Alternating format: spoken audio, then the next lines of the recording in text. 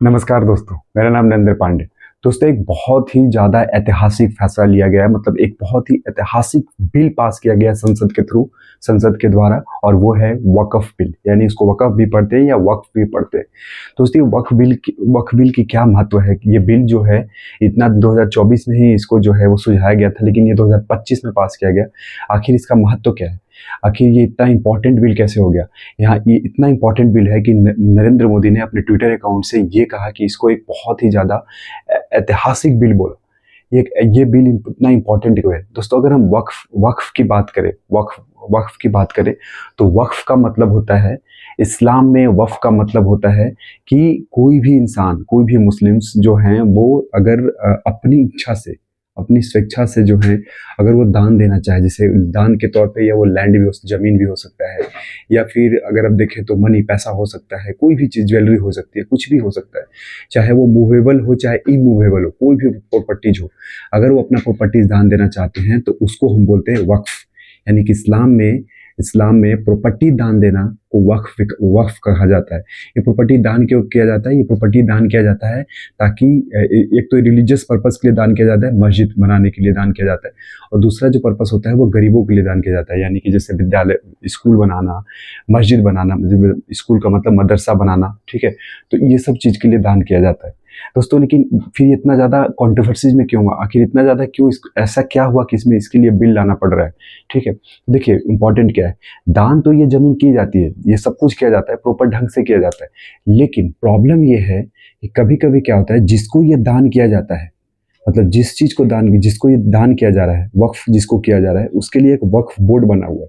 ये आपको स्टेट के साथ साथ सेंटर में भी, यानी कि हर स्टेट में एक वक्फ बोर्ड बना हुआ है, और वक्फ बोर्ड बनने के साथ साथ ही इसको जो है सेंटर में भी इसको कंट्रोल किया जाता है, ठीक है।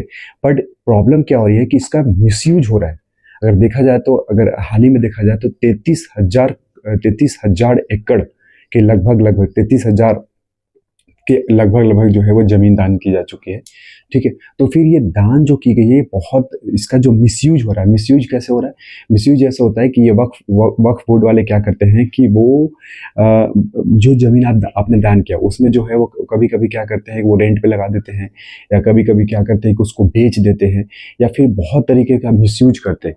और एक उसी में वक्फ बोर्ड में अगर बात करें तो 1995 में एक फैसला आया था, और 2013 में भी 1995 में वक्फ बोर्ड में कुछ मॉडिफिकेशन हुआ था। लेकिन 2013 में भी एक मॉडिफिकेशन हुआ, उसमें था कि सेक्शन 40 जिसके थ्रू जो है कि अगर वक्फ बोर्ड ने अगर आपके ज़मीन को ये बोल दिया कि वक्फ का ज़मीन है, तो डेफिनेटली है कि आप उसको जो है वो कभी कहीं से भी वो जीत नहीं सकते। यानी कि कहीं से भी ये साबित नहीं कर पाएंगे कि वक्फ का ज़मीन नहीं है। वो क्या करते थे कि अगर मान लीजिए कि वक्फ ने आपको डिसाइड कर लिया कि नहीं, ये मेरा, वक्फ ने डिसाइड किया कि आपका ज़मीन है, ये मेरा ज़मीन है, तो क्या करते थे, अगर आप कहीं जाना चाहेंगे उसके लिए कि भैया नहीं नहीं मेरा जमीन, आप साबित अगर करना चाहेंगे, तो आप कहीं भी जो है वो हाईएस्ट अथॉरिटी के पास नहीं जा पाएंगे। मतलब सुप्रीम कोर्ट के पास नहीं जा सकते, हाई कोर्ट के साथ नहीं जा सकते। मतलब जा सकते थे, पर बहुत ज़्यादा कॉम्प्लिकेटेड प्रोसेस था, और उसको मतलब अब वहाँ पे जीत हासिल करना बहुत मुश्किल था, ठीक है। तो वैसे ही इनका अपना एक ट्राइब्यूनल था, और उस ट्राइब्यूनल के थ्रू आपको पास होना होता था, उस ट्राइब्यूनल में ही आप हार जाते थे। तो इसी चीज को ठीक करने के लिए जो है बीजेपी सरकार ने क्या किया कि एक बिल लाया, और इस बिल के तहत क्या हो गया है कि इस बिल के तहत ये हुआ है कि भैया इन्होंने बहुत दिमाग से, बहुत सोच समझ के एक बिल बनाया। अगर देखेंगे तो सब कुछ इसमें डाल दिया। सबसे इंपॉर्टेंट चीज़ क्या किया है? सबसे इंपॉर्टेंट चीज़ ये किया है कि भैया अगर आप दान देना चाहते हैं, मतलब अगर आप वक्फ करना चाहते हैं, तो बेसिकली सबसे पहले तो है कि अब जो है वो कोई हिंदू दान नहीं कर सकता। इससे पहले था वक्फ में कि कोई भी हिंदू भी वक्फ कर सकता था, लेकिन अब हिंदू वक्फ नहीं कर सकता। इसको इन्होंने ये कर दिया है कि कोई भी इंसान अगर वो दान करना चाहता है वक्फ, तो उसको 5 साल तक मुस्लिम धर्म को अपनाना होना चाहिए। मतलब 5 साल तक उसको जो है मुस्लिम धर्म में होगा, तब जाके वो दान दे पाएगा। पहले क्या था कि मान लीजिए कोई हिंदू है, वो मुसलमान बन गया, वक्फ करता था, तो वो प्रोसेस नहीं चलेगा। दूसरी बात इंपॉर्टेंट क्या हुआ है कि अगर मान लीजिए कि अब वो वक्फ करना चाहते हैं, ठीक है, तो इसके लिए अब क्या होगा कि मान लीजिए कि अगर किसी आपका ज़मीन वक्फ करना है, या फिर आपको कोई ऐसा ज़मीन वक्फ वाले अगर कह रहे हैं कि वक्फ बोर्ड वाले कह रहे हैं कि नहीं आपका ज़मीन, ये मेरा ज़मीन है, तो वैसी स्थिति में जो है वो आप जो हैं वो हाई कोर्ट जा सकते हैं, ट्राइब्यूनल में जाइए। ट्राइब्यूनल में अगर आपका केस सोल्व नहीं होता है तो आप हाई कोर्ट जा सकते हैं, सुप्रीम कोर्ट तक जा सकते हैं, ठीक है। अच्छा, तीसरा बात क्या हुआ है कि वक्फ वाले ने, ये तीसरा क्या हुआ है कि अब कोई भी जो जमीन अगर अब दान करेगा, ठीक है, तो उसको सबसे पहले जो है, अगर मान लीजिए कभी कभी क्या होता है कि वो दान कर दिया और उसने अपने बाल बच्चों को कुछ जमीन में दिया नहीं, तो वैसे स्थिति में भी अब जो ये नियम हो गया है कि वो जमीन जो आप अगर आप दान करेंगे तो उसमें पहले आपको जो इनहेरिटेंस है वो देना पड़ेगा, तब जाके आप दान कर सकते हैं।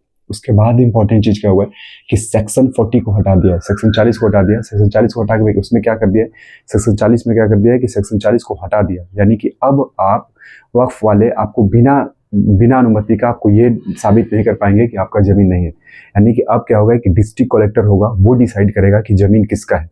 तो पहले ऐसा नहीं था, पहले एक इंडिपेंडेंट बॉडी होती थी, लेकिन अब क्या हो गया कि अब डिस्ट्रिक्ट कलेक्टर आ गया है, वो डिसाइड करेगा कि आपकी जमीन है कि नहीं।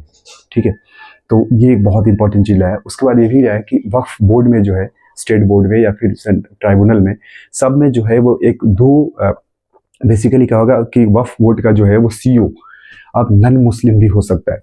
पहले क्या था कि हर जगह मुस्लिम था, लेकिन अब नन मुस्लिम्स की सुविधा हो गई, मतलब अब नन मुस्लिम्स होंगे उसमें बेसिकली। और उसके बाद अब ट्राइब्यूनल में देखेंगे तो ट्राइब्यूनल में भी नन मुस्लिम होनी चाहिए और इसमें मुस्लिम महिलाएं भी होनी चाहिए, ये नियम ला दिया है।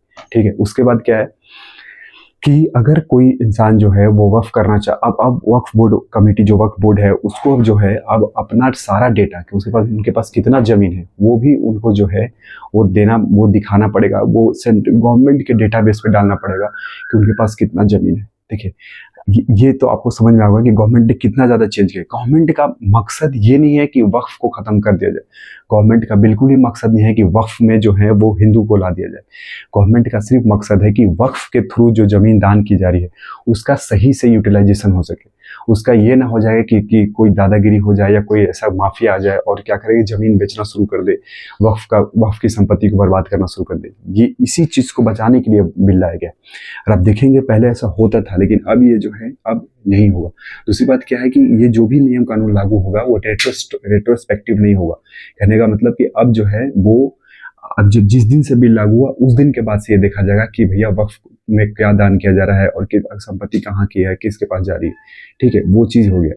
अगर आप देखेंगे तो संसद में बहुत ज़्यादा बहस हुआ, संसद में बहुत ही ज़्यादा जो है इसी पे विचार किया गया, यानी कि कम से कम इसमें 16 घंटा 18 आवर जो है इसमें चला है बहस, जिसमें अगर देखेंगे विपक्ष वाले तो हमेशा ये मुद्दा उठा रहे थे कि ये जो है वो फ्रीडम ऑफ आर्टिकल्स 14 आर्टिकल्स 26 का अपमान कर रहे हैं, पर ऐसा कुछ भी नहीं था। अमित शाह ने जो है इसको पूरी तरीके से ये साबित किया कि ऐसा कुछ भी नहीं है। हालांकि देखिए, माइनॉरिटी अफेयर्स किरण रिजिजू के द्वारा ये प्रस्ताव लाया गया था, तो अमित शाह ने ये क्लैरिफाई किया कि भैया ये जो है हम वक्फ के साथ नहीं खेल रहे हैं। ठीक है, वक्फ जो है हम उसके साथ नहीं खेल रहे, हम बेसिकली क्या कर रहे हैं कि हम जो एडमिनिस्ट्रेशन होता है, जो पैसा, जो लैंड, जो भी दिया जा रहा है और जो इसको एडमिनिस्ट्रेशन कर रहा है, उसमें हम बदलाव लाना चाहते हैं। तो उसमें बदलाव लाने के लिए उसमें कोई भी हिंदू आ सकता है, नन मुस्लिम आ सकते हैं। ठीक है, क्योंकि ये बात उठाया गया था विपक्ष के द्वारा कि भैया नन मुस्लिम्स कैसे आ सकते हैं, तो हमारा अपना पर्सनल एजेंडा है, ये तो हम रिलीजियस डेवलपमेंट के लिए कर रहे हैं। पर उन्होंने, अमित शाह ने इसको बोला कि नहीं, ये रिलीजियस डेवलपमेंट के लिए आप कर रहे हैं, इट्स ओके, बट हम जो है वो वक्फ में कुछ नहीं कर रहे। ऐसा नहीं कि वक्फ जो दे रहा है या फिर वक्फ जो मैनेज कर रहा है उसको हम कुछ कर रहे हैं, हम मैनेजमेंट सही से हो रहा है कि नहीं उसके लिए हम करेंगे। अगर अब देखा जाए तो वक्फ के पास जितनी जमीन है, कि अगर देखें तो डिफेंस और रेलवेज को छोड़कर उसके बाद सबसे ज़्यादा हाईएस्ट जो लैंड है, ज़मीन है, वो वक्फ के पास है। और उसकी जो रेवेन्यू है वो बेसिकली बहुत ज़्यादा कम है। अगर देखेंगे रेलवेज का हज़ारों करोड़ में रेवेन्यू है, डिफेंस का हज़ारों करोड़ में रेवेन्यू, पर इनका अगर रेवेन्यू है, लेकिन अगर आप इनका देखेंगे, वक्फ का देखेंगे तो रेवेन्यू ज़्यादा नहीं है। तो उसी चीज़ को मैनेज करने के लिए जो है ये बिल लाया गया और ये बिल पास भी हो गया है। ये बहुत इंपॉर्टेंट बिल था दोस्तों।